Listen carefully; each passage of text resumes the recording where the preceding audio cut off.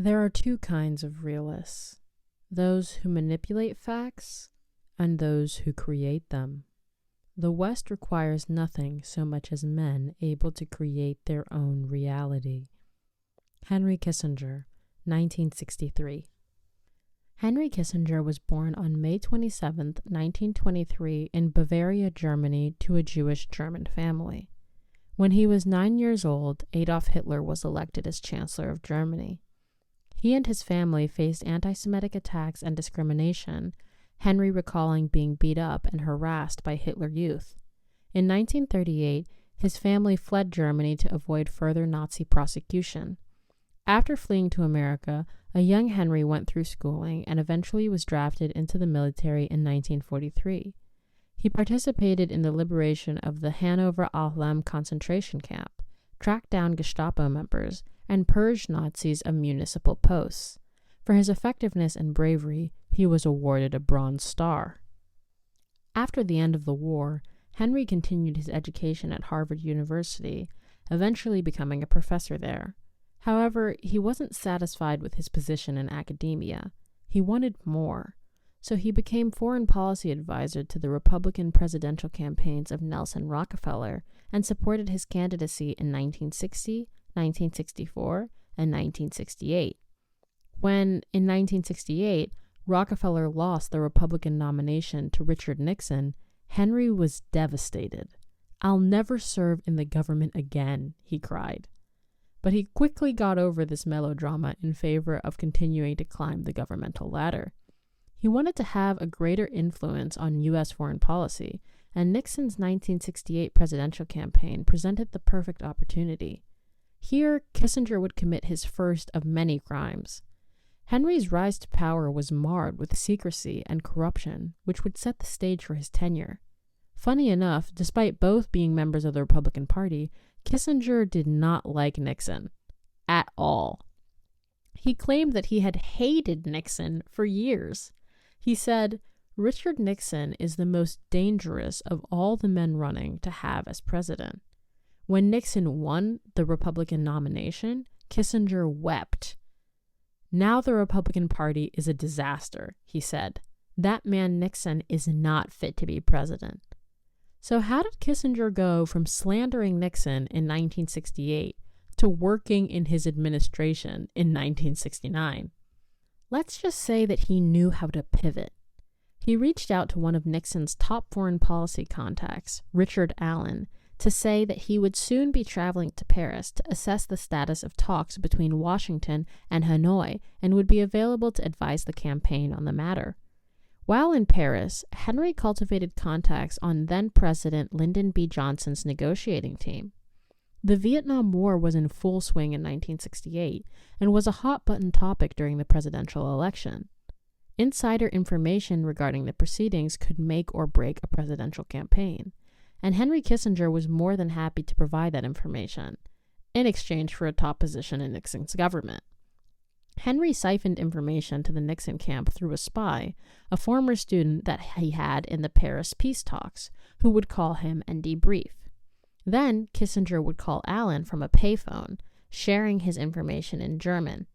His last call, at the end of October 1968, revealed that the North Vietnamese had agreed to participate in official peace talks, scheduled to begin October 6th, one day after the presidential vote. A few hours after Kissinger's call, President Johnson suspended the bombing. But Kissinger wasn't going to let that happen.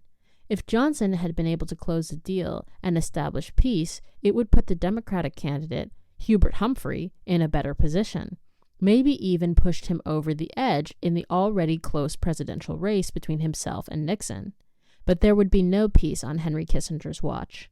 He passed the information off to Nixon's camp, and they, in turn, sabotaged the peace talks by convincing the South Vietnamese that they could cut a better deal with a Republican administration in power. When President Johnson became aware of the meddling, he called it treason, but he never went public with the information, and Nixon won the election. His unscrupulous methods would later famously get him impeached under charges of obstruction of justice, abuse of power, and contempt of Congress. Because of Kissinger and Nixon's sabotage, the war went on for 5 years longer. 7 if you count the fighting between the 1973 Paris Peace Accords and the 1975 fall of Saigon. How many people died in a war that could have been resolved if not for a power-hungry Republican administration with little regard for human life, willing to stop at nothing to seize power? That his actions were amoral is a matter of opinion, but that they were criminal is not. It is illegal for private citizens, which Kissinger was at the time, to interfere in the foreign relations of the United States. Kissinger has proven his mettle by tipping us, Richard Allen said. It took some balls to give us those tips, and it was a pretty dangerous thing for him to be screwing around with national security. And for this risk, Henry was heavily rewarded. Nixon not only made him the head of national security, but instructed him to reorganize the institution so as to take control of foreign policy from the State Department and the Defense Department. Here, we can see the beginnings of concentration of foreign policymaking in the hands of two people, Richard Nixon and Henry Kissinger. In August of 1968, Kissinger was thrown into a depressive episode by Nixon's nomination. By November, only 3 months later, he had been appointed as National Security Advisor in his administration. Greg Grandin writes in his novel, Kissinger's Shadow, the long reach of America's most controversial statesman, having now lived a very long life, first acting in the name of the strongest state in world history and then moving into a realm of unparalleled private privilege, Kissinger has enjoyed great luxury, wealth, and public acclaim. He even won a Nobel Peace Prize for ending a war that he encouraged in its inception and helped extend in its duration.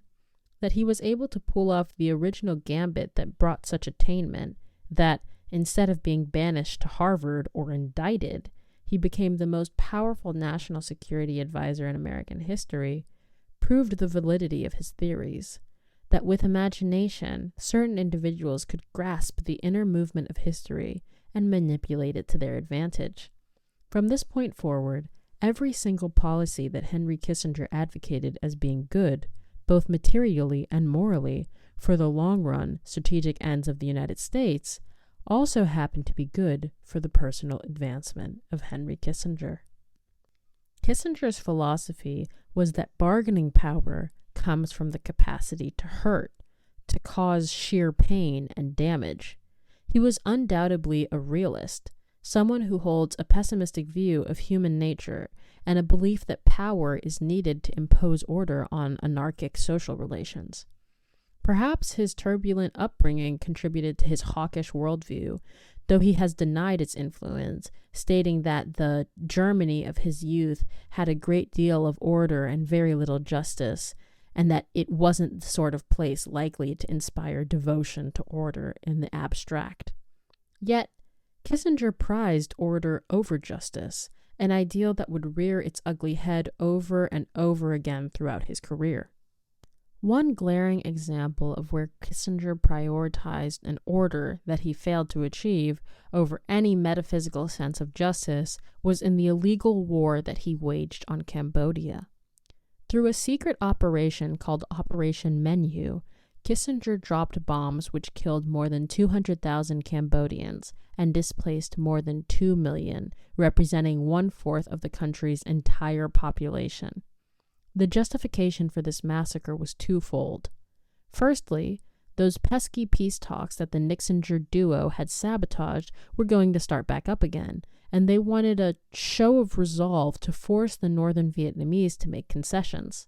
Secondly, they wanted to destroy the supply lines and bases, as well as the headquarters of North Vietnamese forces, which were said to be near the border. Nixon and Kissinger knew that Congress was not going to approve the bombing of Cambodia because it was a neutral nation that the United States wasn't at war with. They knew the general public wouldn't support it either, having already rejected the premise of the Vietnam War. So what did the Nixinger duo do? They did it anyway, but didn't tell anyone about it. Better to ask for forgiveness than permission. At this time, Kissinger was amassing power in his own hands through the National Security Council. CBS News journalists Marvin and Bernard Kalb reported that since Kissinger controlled the system, he controlled the decision-making process. Everyone reports to Kissinger, and only Kissinger reports to the president. This kind of shrewd analysis got Marvin on Richard Nixon's enemies list. Kissinger purged the National Security Council of anyone that Nixon didn't like. The causes of said dislike ranged from being too soft to being too accurate about U.S. prospects in Southeast Asia. Both Kissinger and Nixon did not like getting bogged down in the facts or the reality of the situation. Kissinger resented the kind of policymakers who were, in his view, too focused on data, statistics, and creating causal relationships between what has happened in the past and what we should do in the future. Instead, he prized action, and you don't need all the facts to act swiftly and decisively, which is exactly what Kissinger planned to do. Kissinger was extremely hands-on in the bombing of Cambodia. Grandin writes that Kissinger supervised every aspect of the bombing, overruling generals, rolling out maps, and picking his own targets for the bombing raids. Kissinger seemed to enjoy playing the bombardier. The joy wasn't limited to Cambodia. When the bombing of North Vietnam finally got started again, Kissinger expressed enthusiasm at the size of the bomb craters. He was extremely meticulous in making sure that no one was able to discover his ruse, and Grandin writes that once he was happy with the proposed target, Colonel Sitten would back-channel the coordinates to Saigon, and from there a courier would pass them to the appropriate radar stations, where an officer would make the last-minute switch. The B-52 would be diverted from its cover target in South Vietnam into Cambodia, where it would drop its bomb load on the real target. When the run was complete, the officer in charge of the deception would burn whatever documents, maps, computer printouts, radar reports, messages, and so on that might reveal the actual flight. Then he would write up false post-strike paperwork indicating that the South Vietnam sortie was flown as planned. This way, Congress and Pentagon administrators would be provided phony target coordinates and other forged data so as to account for actual expenditures of fuel, bombs, and spare parts, without ever having to reveal that Cambodia was being bombed. Colonel Sitten expressed concern at the blatant circumvention of Congress and questioned the legality of what they were doing, but his concerns were sidelined. A Pentagon report, released in 1973, stated that Henry Kissinger approved each of the 3,875 Cambodia bombing raids in 1969 and 1970, as well as the methods for keeping them out of the newspapers. The bombings killed over 100,000 Khmer civilians and 30,000 Laotians. But bombs weren't the only way that the United States waged war on a country of poor rice farmers. Agent Orange, a chemical herbicide meant to remove the cover of the trees and destroy food supplies, caused millions of people to suffer illnesses, and its effects are still felt to this day. In Cambodia, 173,000 acres were sprayed, destroying 12% of the country's export earnings. The U.S. government agreed to pay $12 million in reparations. Grandin writes that in 1972, Nixon asked, "How many did we kill in Laos?" And Ron Ziegler, White House press secretary, guessed, maybe 10,000? 15? Kissinger concurred. In the Laotian thing, we killed about 10, 15. The death toll is still rising to this day. 30% of Kissinger's bombs did not detonate and lie underneath the Laotian soil. Estimates say that 80 million cluster bombs wait to be unearthed. They continue to kill hundreds every year, a total of 20,000 as of 2009. There are parts of Laos where there is literally no free space. There are no areas that have not been bombed, one aid worker recently said. And when you are in the villages now, you still see the evidence of that. You still see bomb craters. You still see an unbelievable amount of metal and wreckage and unexploded ordnance just lying around in villages, and it's still injuring and killing people today. 40% of the victims are children. So, what did all this death and destruction amount to? The bombing campaign of Cambodia failed to achieve either of its stated objectives. It did not cause the North Vietnamese to negotiate, and it did not destroy their headquarters. However, what the bombing did achieve was a mass radicalization of Cambodians who did not appreciate their country being bombed back into the Stone Age. The bombing helped shatter Cambodia's neutrality, which then caused a coup against Cambodia's leader, Prince Sihanouk, which was probably sanctioned by Kissinger. General Lon Nol replaced the prince and was supplied with American attack planes. He then used those planes to bomb his own country in an effort to counter the Khmer Rouge, which ultimately added to the radicalization of Cambodian civilians and the fast-growing rebellion. At this seemingly unexpected turn of events, how did Kissinger respond? With calls to escalate the conflict by sending in ground troops? Ding, ding, ding. Grandin writes, "The American war's spillover provoked the coup. The coup provoked the invasion, and in turn, the coup and the invasion provoked, by accelerating the insurgency, escalated bombing." Talk about cause and effect. But we're not done yet. Meanwhile, at the White House, Kissinger was amassing more and more power. He threatened to resign if Nixon didn't give him the Department of State. Nixon was not pleased by this and told a staffer that he, Kissinger, is going back to Harvard. But Kissinger had no such plans, and Nixon appointed him Secretary of State only a few days after the last bombs fell on Cambodia.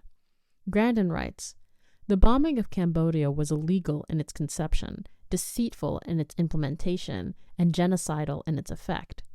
Executed on the exclusive authorization of one man, Nixon, on the advice of another, Kissinger, the bombing of Cambodia, and Laos for largely the same reasons, was among the most brutal military operations ever conducted in U.S. history.